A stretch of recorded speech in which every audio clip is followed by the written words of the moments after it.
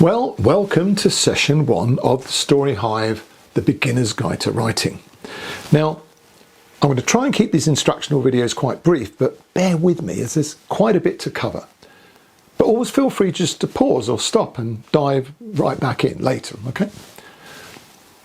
I think the best place to start is with some quick questions. And the first question is, what is a story? Well, essentially, it's a bit obvious, really. It's a thing with a beginning, a middle, and an end, yeah? And people have been telling stories for thousands of years. Remember, stories were originally a kind of history, a record of a tribe or a people's journey. Plus, just for fun. There was oral telling of stories around the campfire, that kind of stuff. And eventually these stories became the basis for all cultures, religions and political movements.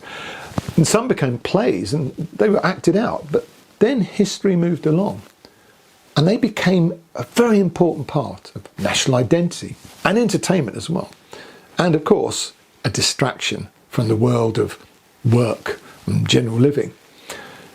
And as technology advanced, these stories, well, they turned from fire camps and stuff like that to plays and theatres and books and magazines and recordings, and then TV, radio, and now podcasts. But for me, the strength of a story has never changed. They need to capture our imagination to move us emotionally, and that's what you're going to do as a writer. And remember, writers around the world created and gathered these stories and historical things, and very soon they created works of fiction, just like you will. But then we saw it, didn't we? The genre. Crime stories, ghost stories, romances, fantasy stories. The list is endless. So here we go. First question for you. What genre do you want to write in? What are you going to begin to write in? Now, don't worry, it's not important right now, but I do need you to figure out and think, what is your genre for your first piece? Remember, it could be anything. Crime, romance, horror, fantasy. And what kind of story do you want to write? Is it going to hold your reader? How will it entertain me, shock me, frighten me, make me laugh out loud, make me feel happy, entertained, sad, but gripped, because it has to be all these things. I call my stories emotional journeys, because at every story's heart, there are emotional keys you want to turn in your readers' hearts and imaginations. You can make people laugh, cry, feel scared, feel sentimental. And now that next important question, how do we do that? Well, that's what this series is all about, and I'll explain it in the simplest way I can. Now, if you've chosen your genre, it means you're probably a fan and you've read books and films, computer games in that genre. But the trick is not to copy or plagiarise work or ideas you've already seen or read. You've got to be original. Now, we all get influenced by genres and characters we like, but do your best, just don't copy them. In other words, use your imagination, create a new world, a brand new world. Now, just to be clear again, this is a guide to learning how to write books and stories and scripts and technical stuff. But whether you're just starting out, or if you just like to write but are finding it difficult to get going, you're in the right place. I believe anybody can write. We just need a little guidance, like this.